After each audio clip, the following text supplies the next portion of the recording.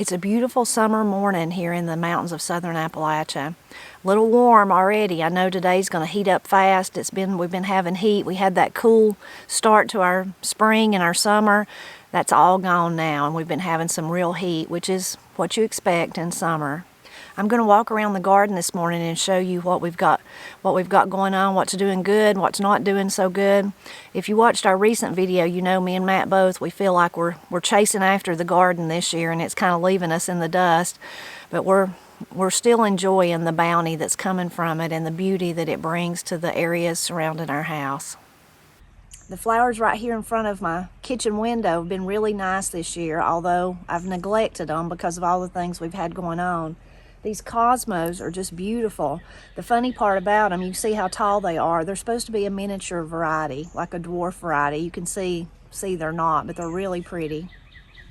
This part of the garden is kind of symbolic, or it's kind of the theme of our whole garden. It's just wild exuberance. You can see a lot of weeds, but then also these beautiful flowers. They're just wildflowers growing there around all this. Then up there at the this is our first raised bed on the bank going this way. You can see that volunteer tomato is just loaded. It's just fell over and it's just loaded with fruit.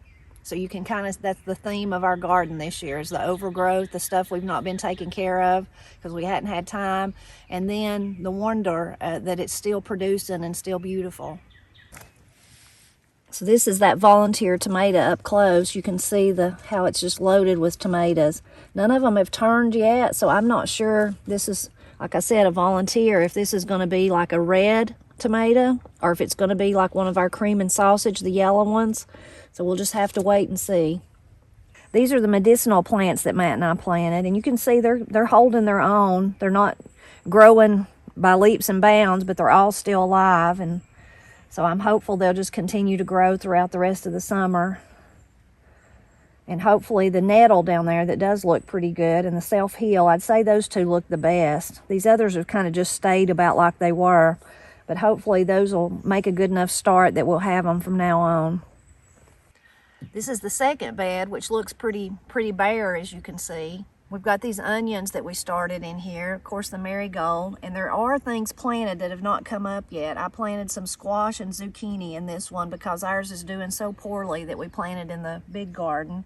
And I also brought a few of my little Egyptian onions up here and put them in this bed, just thinking they might be more protected here, and this would be an easy place to harvest them this winter if they grow this summer enough to spread. We have a lot of onions in this one. Some of the ones from Satterfield's, the red onions, strawberry onions, some people call them, and then also the ones from Debbie. And we've been eating a little bit of those from Debbie, but some of them we'll probably not likely eat them all. So when we grow, we don't necessarily grow big onions to preserve through the winter. We never could grow that much to make it all through the winter. But the ones we do grow, we do cure them out, and we eat them until they're gone, and then I have to start, buying store-bought onions again. Our bush cucumbers are continuing just to grow and spread and try to climb up the bank and down the bank, so they've been doing really good in this bed. However, the dreaded squash bug has been in them. Matt and I spent probably 30 or 40 minutes last night picking off eggs, killing the eggs, picking off the bugs, the little nymphs, what they turn into. We've been spraying it with neem oil and a little dish detergent in the evenings, but it just doesn't even seem to be affecting them. We're going to douse it really good with some diatomaceous earth and see if that does anything. But mostly we've been hand picking the bugs off. Here's our first little watermelon. Oh, there's another one right there. So maybe this pot grow bag, not really a pot, is going to grow at least a few watermelons for us. This beautiful, beautiful bed is full of Mississippi pink eye peas, and Matt and I just can't wait to eat them. We've just now beginning to get some, looks like it's about to start blooming, so we don't have any peas yet, but we are really looking forward to it when we do have some. I'm really excited about these beds up here on the bank. because they have a lot of the varieties that Debbie at Brasstown Farm Supplies shared with us. So there's some peas, there's some butter beans or lima beans, whatever you want to call them. And then there's a few tomatoes, and we even have a volunteer potato up here. But I'm really excited about those old varieties. We've not harvested any of them yet. We've got lots of blooms though, and some little tiny ones that just began to grow, and we'll have to wait for them to fill out though for the bean to grow inside them. But I can't wait to see how they really grow for us, and I can't wait to taste them. We have a whole bunch of jewelweed growing here. For many years, we didn't have any up here at our house. I have it everywhere else though, down at the creek, on the way to Pap and Granny's, on the trail. Lots of, I mean, it's just part of life here in the mountains of Appalachia, but we didn't have any up here at our house. Then, I don't know, a couple of years ago, Paul was doing some work down at his house, and he had to move some dirt, and I asked him if he would bring some of it up here and put in some of my raised beds for me. I just wanted to add some more dirt to mine and Matt's beds, and that was an easy way to do it since he had a machine and he could drive up here. So he did. Well, that very next year, what happened is all that dirt that he brought up here in the beds started growing jewelweed. As soon as it started growing, I knew what it was. So I gradually started digging them up and putting them over here on the bank. And now we just have it everywhere. It's just one of my favorite things of summer for a lot of reasons. The bloom is just beautiful.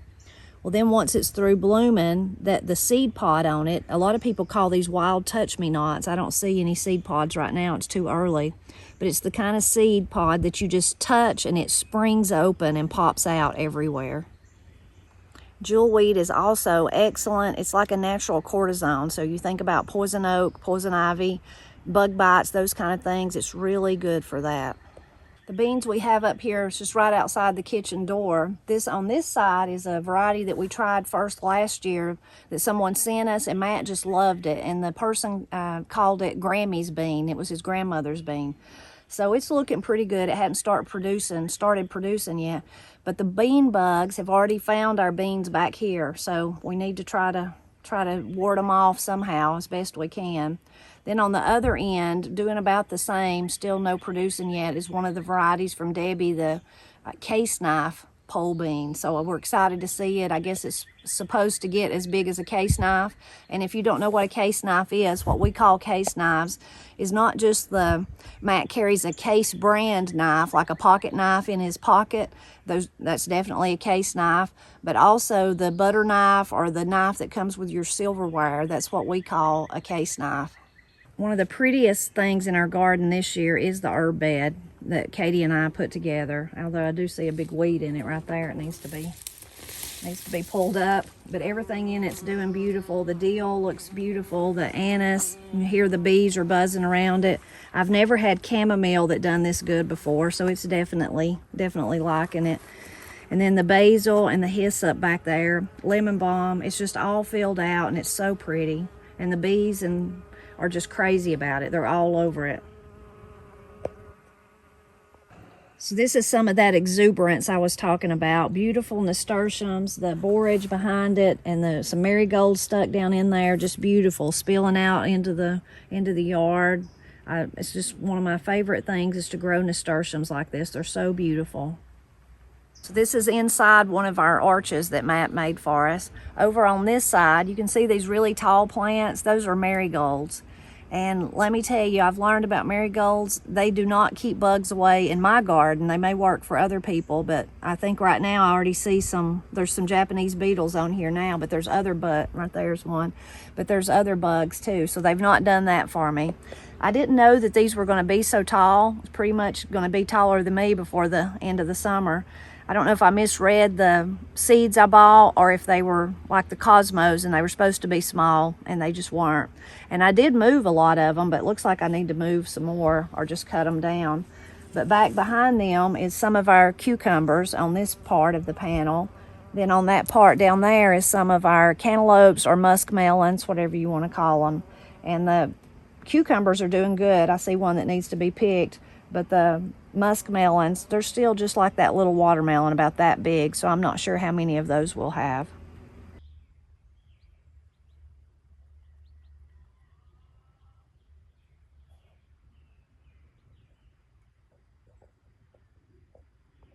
So the cucumbers on this side, they're crawling all the way up the trellis. They're about to reach the top there. And they're producing a lot of cucumbers for us, but they have the squash bug on them. So Matt and I have been coming out 2 or 3 times a day. I have when Matt's at work, but if he's here, he helps me, and just hand picking them off, trying to get rid of the eggs. We have been using our neem oil, but it just doesn't seem to even be phasing them. I've seen people say, I watched a video where somebody used just almost straight dish detergent, I mean with water, but really, really soapy. But I just hate to do that because then I'm worried about that getting into the plant. So I don't know. But definitely it's no fun hand picking them, but I don't know what else to do because they suck all the stuff out of the leaves and then just kill the plant and they'll just die. The whole thing will die.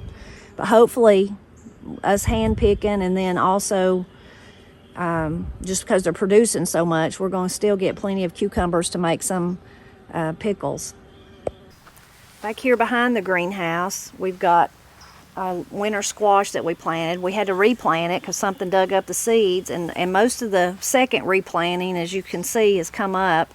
Still, the one that's doing the best is this one in the very front, and that's the Mrs. Amerson. So I hope it'll produce, and we'll get to see if we like it because we've never grown it before. Those others back in the back are various different kinds of little pumpkins that we've grew many times. And then I also put our mullein over here, so I hope that it's living, so hopefully it's gonna set up home there and maybe produce some more for us in the coming years. I told Matt what we might ought to do before next year is this is such a prime growing area right here because it's out of the way and it's great to utilize every space you can, is maybe we should invest in more of the raised beds and maybe put 2 right here and then planting them and get up off the ground and see if that helps. Although I remind myself this is only the 2nd year that we've planted here, so it takes a long time to build up your soil with compost and adding organic material and things like that over the years. That's how we've got our front gardens to be so good, and all the others. But so I remind myself, you've only give it 2 years, so I'm not sure if we'll add some raised beds just to be easier, or if we'll just continue to try to amend this soil so that it grows better each year. I'm still really loving the plants outside the greenhouse door. They're so pretty, so full. I definitely need to cut back the mint. I think I said I need to cut it back in my last gardening video, my last garden tour video, and you can see I sure didn't do that. But what I did cut back, like the calendula, you can see is already coming back out to bloom. It's got some buds all over it right there. And then the lantana, I think this is lantana, it finally grew up big enough to start blooming, and it's really, really pretty. I think it'll get even bigger. It took so long for it to start though, and I think that's because it likes heat and it was so cool this spring. And this is some catnip right here, and it's also blooming, needs to be cut back and dried, do something with it. On this side, this bed is really pretty too, with the beautiful color there, and then the green. Got some strawberries down in there that are now sending runners out onto the ground. I had other stuff around this one, and I moved it because for one reason it wasn't getting watered, and I figured if I moved them out, it was before a rain. I just pulled them out. They're just sitting right behind the camera. But also something was eating them. Something was eating all over them, and I figured it was something here right in this that was kind of living in this and coming up into the plant and eating the leaves and then going back because I couldn't see anything on the leaves. But it was the calendula that I had. It was going to be a pink bloom, and I couldn't wait to see it, but something's pretty much decimated it. Hopefully where I moved it, it will come back out and I'll still get to see those blooms. So this is our Tommy toes. We've never had them get this high, if you can see all the way up there. I don't know how high that is, maybe 10 feet, something like that, almost 10 feet, maybe. I'm asking Matt, and he's like... yeah, it's 8 or 10. 8 or 10 feet, okay. Maybe I was exaggerating about the 10 feet, but still so tall and just loaded with Tommy toes. We've so enjoyed eating them every time we come out here. Here's some of our favorites, the little orange ones. I don't know, what's your favorite, Matt? The little orange ones or the black cherries. So good.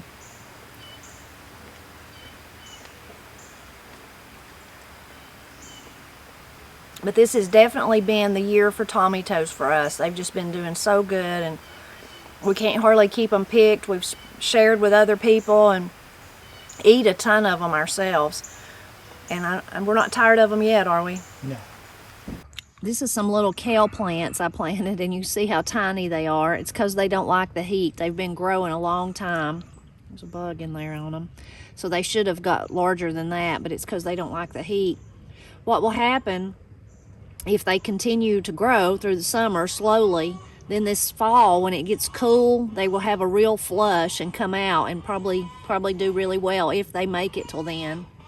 This tomato plant right here is the first time we've grown it. It's the Sweet 100s, and it looks really similar to the other one, but it has a different taste. It is good though, we like it, and a subscriber sent us the seeds for it, and it's the first time we've ever grown it. You can see it produces a lot of tomatoes too.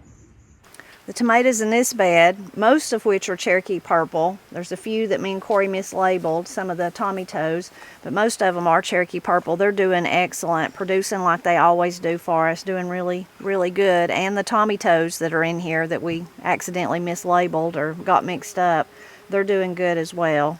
So this monstrosity here, this big huge plant, is growing out of compost that we put in the asparagus bed, and it's just took over, and it's got several big pumpkins on it. It's actually two plants. This side is the side with the pumpkins, and you can see here's one, and there's at least one more, maybe two more that's this big. So at least we'll have pumpkins even if the ones behind the greenhouse don't produce anything. Thank goodness for our compost. On this side, this is the other end of that big plant. You can see on this end of it, it's butternut squash. I think those are butternut. I don't know. They kind of look like the green and white striped cushaw. I'll be even more excited if that's what they are. But you can see they're producing too on this side. Right in the middle of that is a tomato plant, but there's none of it ripe yet. Again, just come up volunteer. Here's some of the little tomatoes. That might be like a Juliet, maybe. We'll have to wait and see. Another example of the exuberance, overgrowth, but also all still producing the bounty and still beautiful in its own wild way. One other thing that's volunteered in this bed from the compost we put in it is a cabbage, and you can see it's headed up. It's pretty small, but it's still a cabbage, and it looks really pretty. It don't look like there's no bugs or anything on it. Lots of weeds around it too. I don't have any sunflowers up here blooming yet. That one's about to though, and then those are going to be so tall I won't even be able to see those blooms, but I think they'll still be pretty. Maybe I can see them from the distance. You can see the Malabar spinach is finally reaching the top. Intermingled with it is Katie's wild apricot. You can see there's one of the blooms. It's kind of been bloomed a day or two ago. Now will turn into one of the fruits on it. But the spinach is just doing wonderful as it always does. And we don't even plant it anymore. It just comes back up and then starts growing up the trellis, up the cattle panel. These looks like little blooms. They never really open up, but they'll turn black, and then that is the seeds. That's where the seed pods comes from. You can see that one's getting round like that. It's like little round balls, and then of course they drop off because there's so many of them. We've been enjoying the spinach. Our favorite way, Matt's favorite way especially to eat it, is to cream it, creamed spinach. I like it raw in salads. We've been eating it some like that. I don't think I've made you no creamed spinach this year, have I? No. Yeah, I need to. Our elderberry blooms have all fallen off. Now we're left with these, which I'm guessing is the little berries. We still have a lot to learn about elderberries since we've only been growing them for 2 years and never had berries before. For elderberries, I'm told you need 2 different varieties, so we have 2 different varieties, and this one you can see is not as far along as that one. There's still a little bit of the blooms on this one, and then the berries kind of look different too. So we've got loads of grapes. They're just beginning to turn. Matt's been eating the ripe ones. He's been coming out here and eating them, so they're still looking really good. We have some Japanese beetle damage as always. We try to pick those off and feed them to the chickens. They adore them. Anytime I come towards them with a cup, they know what. I usually get a bowl or a cup and put water in it, and that's just easier when you're collecting bugs from the garden. Then that way they can't get away from you once you put them in the water. Anyway, the chickens know when I come towards them with that I'm going to pour it out and they're going to have a treat. So hostas, I have tons of hostas. You can see out through here, and they're beautiful. And the blooms are beautiful until they begin to look like this. You can see there's one. But all of these little things have seeds in them. So you could propagate, and I have done that not on purpose, but I cut these off. I like to come back because I think they get ugly when they're like this. You can see I've certainly not done that this year. I don't know if I will. But I like to cut them off, and I typically throw them off the bank or up in the woods or wherever, and then that's where I've accidentally started more hosta plants. But that's just a tip for you. Now, I've never tried to like dry them out and then plant the seeds. I literally cut it and throw it. And not every one of them turns into new hostas, but enough do that I have hostas now at the edge of my yard all the way around the house from years of doing that. And I just trim it back as far as I can down there. Now, if you don't trim it back, what happens is it just turns, it just dries out just like anything else does at the end of the summer. And those, kind of get dried out as well. And this just turns into like a stick that you can pretty much just snap off and then get rid of it. So, and it's to each their own whether or not they want to leave them kind of looking raggedy like this or go ahead and cut them back. As usual, the star down here in this big part of the garden is the beans. They look wonderful. They're just thriving. These are the rattlesnake beans. This year we planted our two big rows full of rattlesnake beans. Well, at the very end we have some of the ones that Debbie shared with us, some of those old varieties, but the majority are all rattlesnake beans, and they're looking great. Our tomatoes up here, you can kind of see one panel of them. They're still just doing horrible. This is just not the year for tomatoes down here for whatever reason. Not sure really what happened to them. They're still producing a little bit, but there's more plants. We've pulled up several plants, and there's probably at least 4 or 5 that needs to be pulled up now and discarded. In front of the beans, we still have our cabbage that needs to be harvested. It's ready. Then we have a row of okra, which is, all of it's about at least knee high, and there's blooms on it. So okra's going to start coming in, and we're going to have to start cutting it every day. And then this long row in front is, again, the marigolds that I planted in the hopes that they would ward off the bugs. That's not really happened, but you can see the tallest ones. There's some already blooming down below, the smaller marigolds. Those are the ones that were from Satterfield's. They've just been beautiful. There's a white variety and an orange variety. And then those tall ones are the ones I planted. And again, I had no clue they'd be that tall. But once they start blooming, I suppose they're really going to be pretty.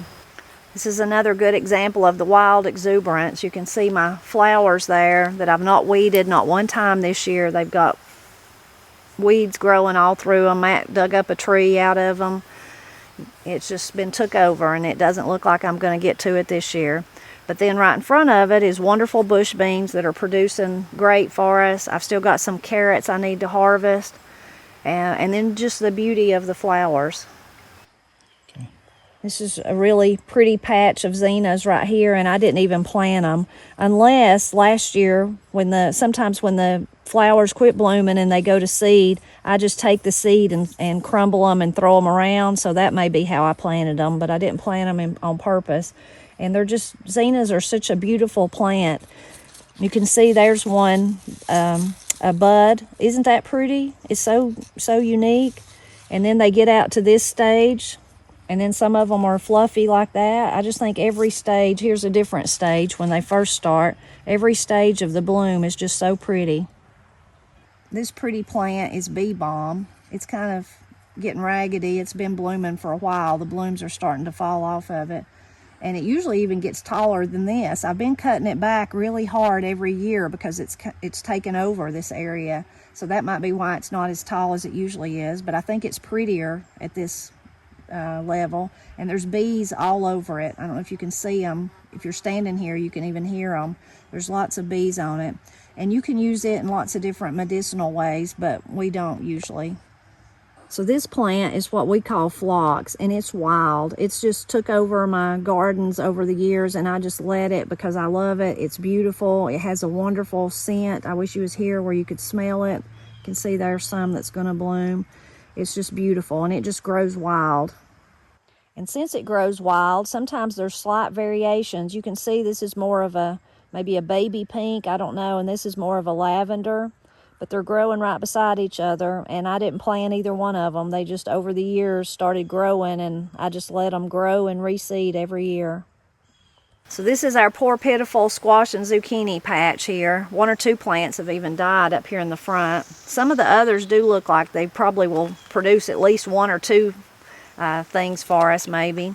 Hopefully those that I replanted in the beds up there will come on and do good, and we'll have at least some. But so far this summer, it's hard to believe, but we've not had 1 squash or 1 zucchini out of our garden. We have had some fresh ones that people give us or that we bought, but other than that, we've not had one that we grew. I think it was in one of our recent videos, Matt said, you know, sometimes we can't give it away, we can't use it, there's so much it produces, and then other years is like this one, and it just really does no good for us. Now, who has been growing a lot of squash is Corey, and she shared some of hers with us too, but her plants are huge, and they're just producing like crazy. She can't hardly keep the squash picked off of them. So the rest of the garden down through here is mostly winter squash. This is our big winter squash patch, and that's pumpkins, that's cushaws, candy roasters, all those sorts of things. And it's, as you can see, it grew immensely since the last time I showed you. It's beginning to run out over the bank. Eventually it'll start running out into the road. Right in the very front, I have a row of flowers that's probably about 6 inches tall. So I hope some of those will continue to grow and bloom before summer's end. I had them, they would already be blooming, but the first ones I planted really close to the rocks here, and we had a huge rainstorm that just completely washed them, and they were just gone. I probably got flowers somewhere down the driveway. They're probably bloomed down there. But when I replanted them, I planted them over closer to the squash in case that happened again, and they're all up and doing good, so hopefully we'll have some flowers. You can see some of our winter squash growing there. Here's a few more back there. Looks like we're going to have a great crop. It's crazy, the squash and zucchini is so close to this, yet it's doing terrible. And then right here in just this one little area, there's at least 10 winter squash growing. Another thing that comes up every year in our garden, which is a ground cherry. Now I have a video about ground cherries if you don't know what they are, that I'll link to and you can watch, but you can see inside that is where the fruit is. It's not ripe yet, but that's where it'll be. It's a pretty plant. The blooms are reminiscent to me of ochre blooms. You can see the bloom there, but they just spring up everywhere. In fact, they spring up so many places that a lot of them we just pull up. There's some small ones that have come up, but they're in all of our gardens. And I really like them. Matt and Corey and Katie don't care for the taste, but it's something I enjoy, and I don't really do anything with them other than snack on them in the garden. This is one of our garlic plants that we need to harvest. We've not got that done this year. Got a lot of weeds around them too. They go on down the bank behind me. We'll probably try to harvest some of them when we make pickles. We're gonna be making some pickles, so maybe that'll be a good time to harvest and just use it fresh. I hope you enjoyed walking around the garden with me and seeing how things were doing. It's kind of a mixed bag this year. Kind of like life is sometimes. It's a mixed bag. Sometimes you get everything's going along smoothly, and other times it's a really, really bumpy road, like you're going up a mountain road that's not had gravel on it in a long time. You know how the washboards, if you're ever drove up a road like that or ever had a driveway like that, like we have, what happens is if there's not much gravel over time with rain and cars, and especially if you're spinning, it gets washboard, which means it's kind of like you got to go over the humps and ups and downs. Sometimes life's like that. That's how our life has been this year for sure. So our garden has suffered. But the amazing thing about a garden is it's still producing all that lovely food, although some stuff's not doing as good, like my squash and my cucumbers are doing good, squash and zucchini. My blackberries didn't do as good, our blackberries. And that may be because that's another bed that's been overgrown with stuff that we've not beat back this year. But then there's things that's doing wonderful, like our Cherokee purples and all the tomatoes, and I'm hopeful the peas and those kind of things will. The beans are just doing amazing. The cucumbers are doing good. Potatoes and onions doing good. So, and it looks like winter squash is going to be a bumper year for that.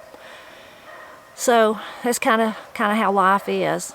As I walk around the garden, and I was really focusing on, I have been for days, thinking about, oh my goodness, it's so overgrown. I need so bad to be out there working, but there's so many other things that are more important this year that I need to take care of.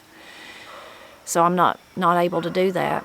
But I was reminded, as I looked at the beauty in among all the weeds and the overgrowth and things that need to be took care of a couple of years ago. I was staying with Granny one day, and she wanted to walk out in the yard and look at something, and we walked out, and she's not able anymore to go down her basement steps. The only way she can go down to the basement is if you go outside and walk in, where she can go straight in the door. And we were going to do that. We were going to go, we'd tease Granny when she does something like that and say she's getting to go on a field trip.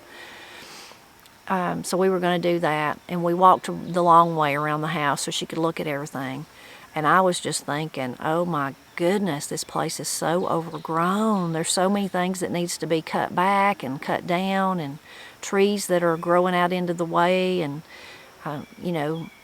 hydrangeas that have been let loose and they're just way too big and taken over. And there's an awful vine down at Granny's that it just grows wild. She didn't plant it. I don't even know what it is, what the name of it is, if it's bittersweet or one of those, but it gets everywhere, and you're constantly fighting that vine. And I was just seeing how bad everything looked, And of course I wasn't saying anything. I was just walking, thinking, and feeling overwhelmed, because feeling like I should be down there taking care of Granny's yard, the way I take care of mine. And she used to do that. She's just not able. She can't do it anymore. But as we were walking along, and I was just deep in despair, thinking about how bad everything looked, Granny said, "Look at how beautiful this is." And then she'd say, "Look at this. Look how good this is doing." So she was seeing something totally different than I was. She was seeing all the beauty that was growing through the mess that I was seeing, which is, again, very symbolic for life, how it is sometimes. The messiness of life and the beautiful. When Miss Cindy was sick, I said the sweet and the sad, the sweet of the cookbook and the sad of Miss Cindy being sick. And, now, of course, we've lost Miss Cindy. And, worried about Granny's health issues now. So, but Granny's right. You just got to look for the positive, look for the blooms among all the mess. And that's definitely how I feel like the theme of our garden is this year. It's overgrown, and places that desperately need to be cleaned up. And then places that I had such high hopes for. I was going to do this, I was going to do that, I was going to try this year, I was going to try that, and I didn't get to do any of that.